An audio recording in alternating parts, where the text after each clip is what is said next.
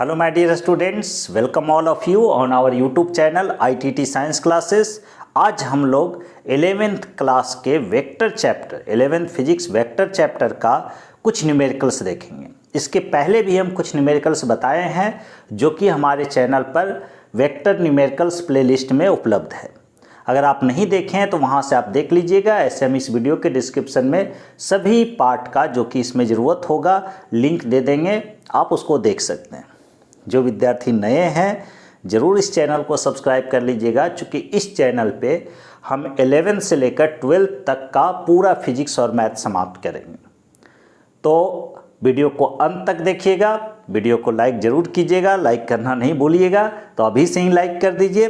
तो देखिए आज क्वेश्चन नंबर हम लोग 11 से स्टार्ट करेंगे। SC. Verma part 1 chapter vector and mathematics, physics and mathematics chapter है, उसी का क्वेश्चन नंबर 11 से देखेंगे। तो स्टार्ट करते हैं हम लोग, बने रहिए आप अंत तक। तो 11 नंबर क्वेश्चन क्या कहता है, two vectors have magnitude 2 metre and 3 metre, the angle between them is 60 degree, find the scalar product of the two vectors. और बी पार्ट कर रहा है the magnitude of their vector product. तो पहले हम लोग डेटा तैयार करेंगे। तो दो वेक्टर है तो दोनों वेक्टर का कुछ ना कुछ नाम रखेंगे। तो ए वेक्टर ए, तो वेक्टर ए के बारे में ए का सिर्फ और सिर्फ मैग्नीट्यूड दिया हुआ है। तो हम बताए थे कि कोई भी वेक्टर का मैग्नीट्यूड कैसे लिखा जाता है, मॉड ऑफ ए या सिंपल ए। ओके, तो ए इज इक्वल टू हो गया 2 मीटर, ए का मैग्नीट्यूड। बी दूसरा वेक्टर लेते हैं जिसका मैग्नीट्यूड कितना है, 3 मीटर है। तो mod of B equal to 3 metre. अब कह रहा है दोनों के बीच का angle theta is equal to हो गया 60 डिग्री। तो एकदम ये फॉर्मूला बेस्ड क्वेश्चन है। ए पार्ट में कहा है कि the scalar product of two vectors. तो अगर ए और बी दो वेक्टर्स हैं तो स्केलर प्रोडक्ट मतलब dot product of two vectors पूछा गया है। तो ए डॉट बी, इसका क्या फार्मूला हम लोग निकाले थे, मॉड ऑफ ए मतलब ए का magnitude into mod of B cos theta. तो mod of A 2 metre, mod of B 3, dot से गुना कर रहे हैं या क्रॉस से करें, चूंकि ये तो अब स्केलर हो गया। यहाँ पर ये मायने रखता है कि डॉट कर रहे हैं या क्रॉस कर रहे हैं। स्केलर में 2.3 लिखें या 2 क्रॉस 3 लिखें, दोनों का सेम मतलब होगा। कॉस 60 डिग्री, तो कॉस 60 डिग्री का मतलब कितना होता है, कॉस 60 डिग्री 1/2 होता है। थीटा 60 रखिएगा तो 1/2। तो ये 2 से 2 कैंसिल हुआ, इक्वल टू क्या होगा, 3 मीटर स्क्वायर। ये हो गया पहला पार्ट। सेकेंड पार्ट क्या पूछ रहा है, the magnitude of their vector product. Vector product नहीं पूछा है, वेक्टर प्रोडक्ट का मैग्नीट्यूड पूछा है। मतलब A cross B, vector product मतलब क्रॉस प्रोडक्ट का मैग्नीट्यूड। तो ए क्रॉस बी का मैग्नीट्यूड क्या होगा, mod of A mod of B sine theta. और थीटा दोनों वेक्टर के बीच का एंगल दिया हुआ है, थीटा इक्वल टू 60 डिग्री। सभी का वैल्यू रखेंगे। मॉड ऑफ ए हुआ 2 मीटर, 3 मीटर, और साइन 60 डिग्री होता है √3/2 होता है। 2 से 2 कैंसिल होगा, 3 √3, और मीटर इंटू मीटर क्या हुआ होगा, मीटर स्क्वायर। तो ये 11 नंबर क्वेश्चन था। 11 नंबर का यह ए पार्ट, यह बी पार्ट। आप इसका स्क्रीनशॉट लीजिए। 12 नंबर क्वेश्चन बताते हैं जो कि काफ़ी इंपॉर्टेंट है। 12 नंबर क्वेश्चन देखिए क्या कह रहा है, let A1 A2 A3 A4 A5 A6 A1 be a regular hexagon.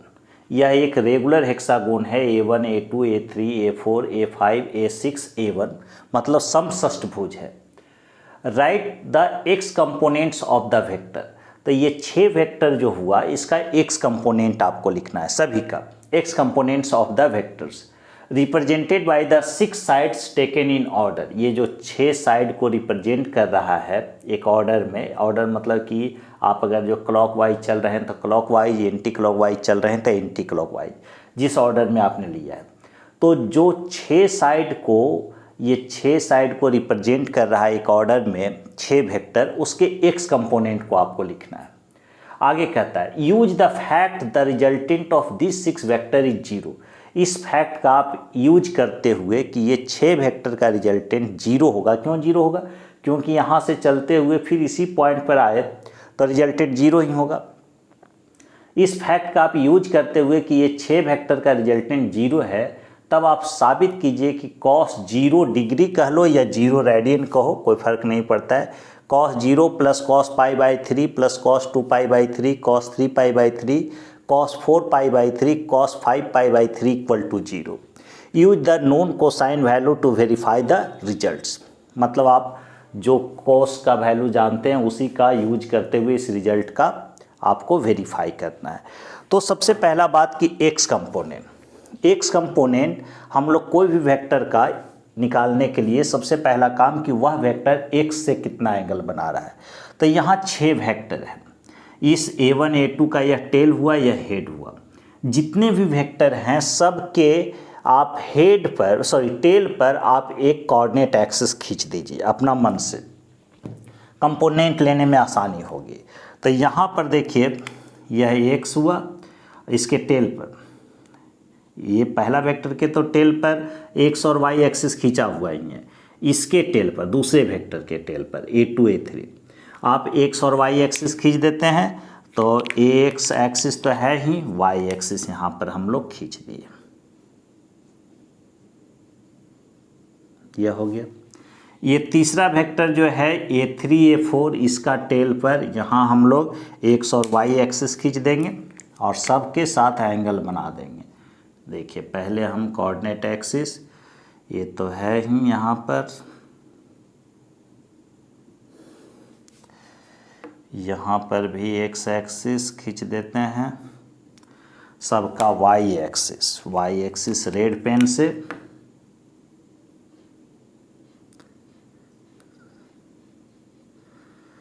यहाँ भी वाई एक्सिस बना दिए, यहाँ भी वाई एक्सिस बना दिए, सब जगह एक्स वाई एक्सिस बना दिए। अब पहला वेक्टर जो देखे a1 a2, ये एक्स एक्सिस के लॉन्ग ही है, मतलब एक्स एक्सिस के साथ यह कितना एंगल बना रहा होगा? 0 डिग्री या 0 रेडियन कह लो। तो एक्स कंपोनेंट हम सबका लिखने जा रहे हैं सिग्मा एक्स एक्स कंपोनेंट। तो अगर पहला वेक्टर का, चूंकि रेगुलर हेक्सागोन है तो सबका मैग्नीट्यूड बराबर होगा। अगर इसके साइड लेंथ को ये लेते हैं तो ये जो मैग्नीट्यूड होगा सभी वेक्टर का वह a ही होगा, चूंकि एरो लेंथ सभी वेक्टर के लिए बराबर है। अब मैग्नीट्यूड ऑफ वेक्टर जब ज्योमेट्रिकल रिप्रेजेंटेशन बता रहे थे तो ऐसा चर्चा किए कि एरो लेंथ जो है वेक्टर के मैग्नीट्यूड को देता है। तो यहाँ 6 वेक्टर को रिप्रेजेंट कर रहा है इसके साइड्स, तो सभी का मैग्नीट्यूड क्या होगा? बराबर होगा। तो यहाँ पर a1 a2 का मैग्नीट्यूड a हुआ, a2 a3 का भी मैग्नीट्यूड a होगा, a3 a4 का मैग्नीट्यूड भी a होगा। सभी वेक्टर्स के मैग्नीट्यूड यहाँ a होंगे। चूँकि यह एक रेगुलर हेक्सागोन है तो सभी एरो का एरो लेंथ समान है। तो sigma x a cos 0 degree, a cos 0 degree x component लिख रहे हैं। अब a2 a3, तो ये देखिए एक्स एक्सिस के साथ कितना एंगल बनाएगा। तो आप समझिए यहाँ ज्योमेट्री, रेगुलर हेक्सागोन का ये अंदर का कोण कितना होता है? 120 होता है, 120 होता है ना। तो इधर 180 कंप्लीट होता और ये एंगल 120 हुआ, तो यह एंगल कितना बचा होगा? 60 डिग्री, जिसको कि हम कितना लिखेंगे? π/3। अब यह वेक्टर जो है एक्स एक्सिस के साथ कितना बना रहा है? π/3 एंगल बना रहा है। तो जब π/3 एंगल बना रहा है तो उसका कंपोनेंट कितना होगा? Plus mod of a cos π/3। चूँकि यह कंपोनेंट टूटकर पॉजिटिव एक्स एक्सिस पर ही जा रहा है तो पॉजिटिव में लिखे। अब यह देखिए तीसरा वेक्टर A3 A4, यह पॉजिटिव एक्स एक्सिस से कितना एंगल बना रहा है? तो ये पूरा यहाँ तक हो गया। देखिए अगर यहाँ से लेकर चलते ये तो 180, ये पूरा एंगल 180 होता है ना। और ये अंदर का कोण है 120, जिसमें कि ये आधा आधे किया होगा तो ये बच गया होगा 60। तो 180 में 60 चला गया, तो यह जो एक्स एक्सिस के साथ एंगल दिखा होगा यह कितना हो जाएगा? 120 होगा। 120 को हम लोग 2π/3 लिख सकते हैं, रेडियन में लिख सकते हैं 2π/3। तो ये cos 0 डिग्री, इसका कंपोनेंट एक्स कंपोनेंट, इसका एक्स कंपोनेंट कितना हो गया? a cos π/3। अब यह जो वेक्टर है यह एक्स एक्सिस से 2π/3 बना रहा है, तो इसका एक्स कंपोनेंट होगा प्लस a cos 2π/3 हो गया। अब ये वेक्टर इसका बारी है, तो ये x axis positive x axis से देखिए कितना एंगल ये बना रहा है? तो 180 डिग्री बना रहा है ना, क्योंकि x axis positive x axis इधर है और इससे जस्ट अपोजिट है, मतलब एक्स एक्सिस के साथ 180 बना रहा है। 180 का मतलब कितना होगा? 3π/3। अरे पाई होता है 180, तो 3π/3 उसको लिख सकते हैं, प्लस a cos 3π/3। अब यह वेक्टर जो बच रहा है यह एक्स एक्सिस से कितना एंगल बना रहा है? तो देखिए, तो यह एक्स एक्सिस हुआ इस डायरेक्शन में और वाई एक्सिस इधर है। यह एक्स एक्सिस, तो एक्स एक्सिस से कितना एंगल बना रहा है? ये एक्स एक्सिस, और इससे कितना एंगल बना रहा है? ये, तो ये अंदर का एंगल होता है 120। पूरा ऐसे होता तो 360 होता, 360 में 120 चला गया, 120 चला गया, तो कितना बचा होगा? 360 में जब 120 चला जाएगा तो 240 बचेगा।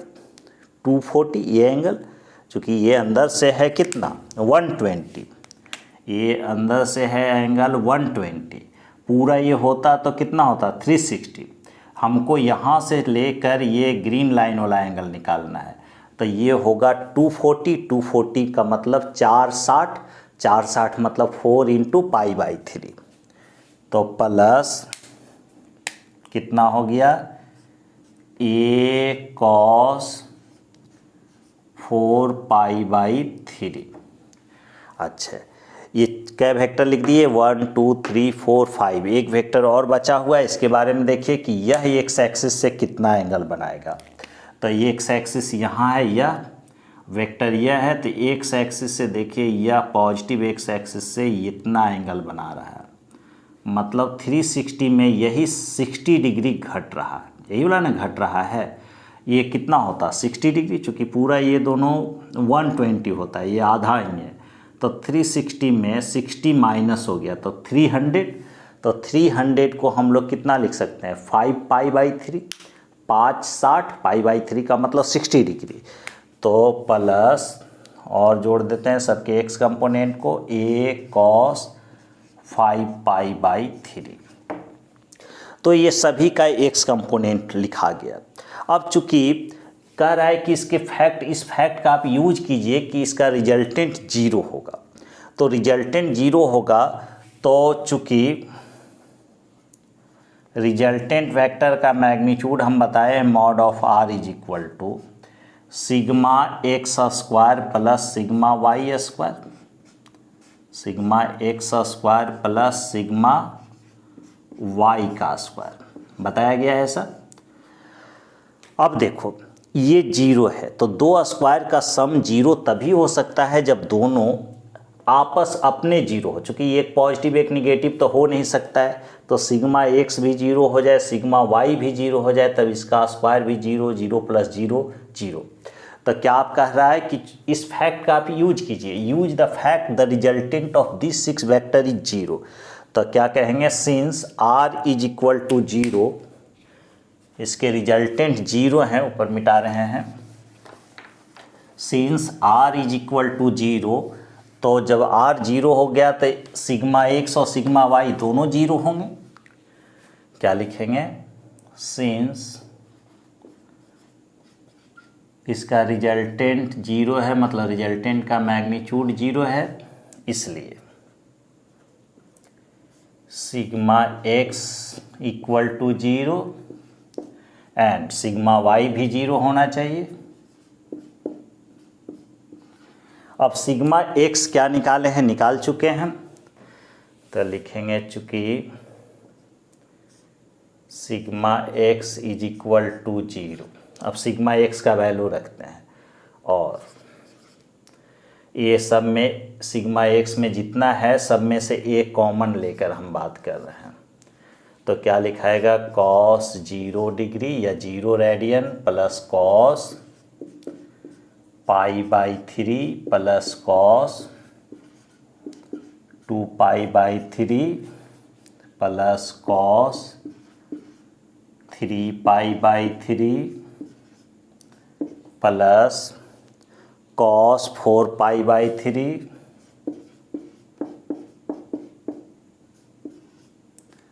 Plus cos 5π/3 is equal to 0। Sigma x equal to 0 किए।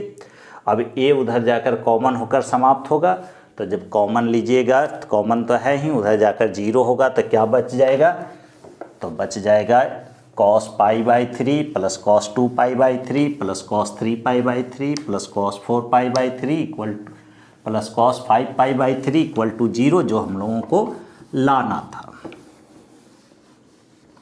तो लिख देते हैं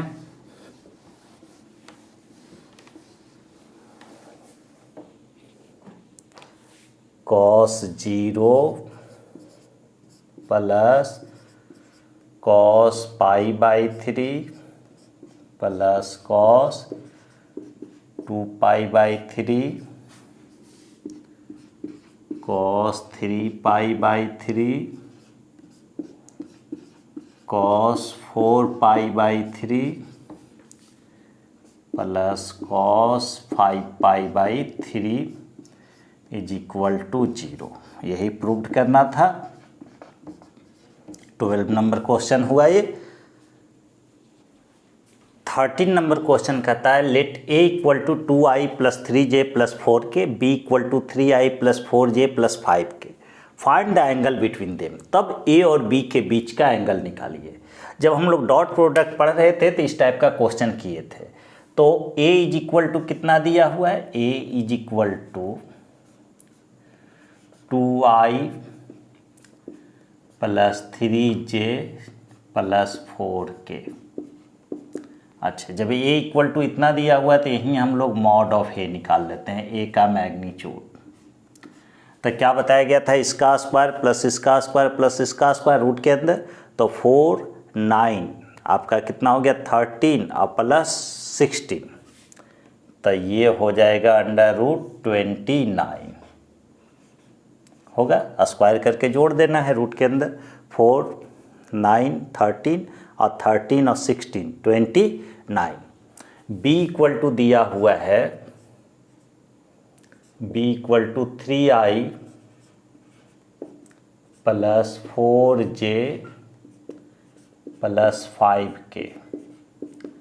तो यहाँ से अगर लिखेंगे मॉड ऑफ b का मैग्नीट्यूड, तो 9 और ये आपका 16 25 और ये भी 25, तो अंडर रूट 50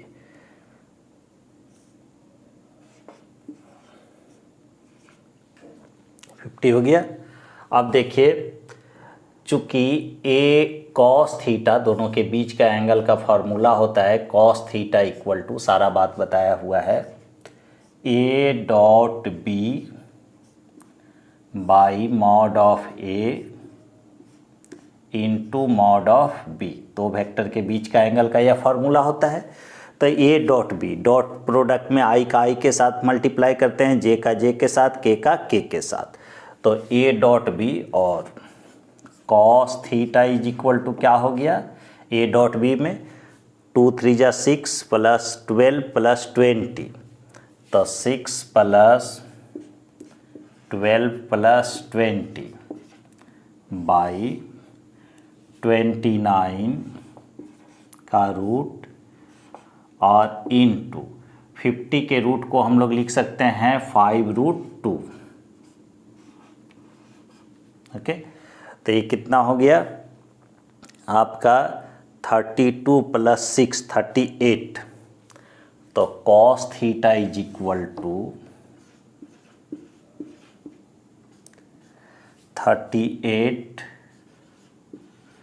बाई 5 और 29 इंटू 2 58,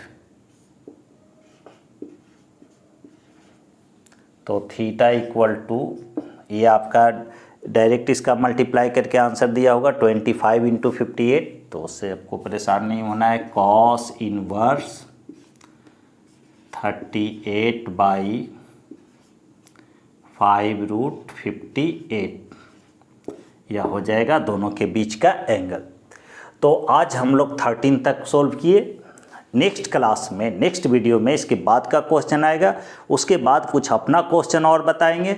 मतलब वेक्टर के न्यूमेरिकल पर करीब 5-6 वीडियो आएगा। इसके पहले आप जो भी प्लेलिस्ट में हम बताए हैं उसको ज़रूर देख जाइएगा और आप लगातार बने रहिए। पर डे आपको वीडियो मिलेगा, मैथ और फिजिक्स दोनों का। धन्यवाद।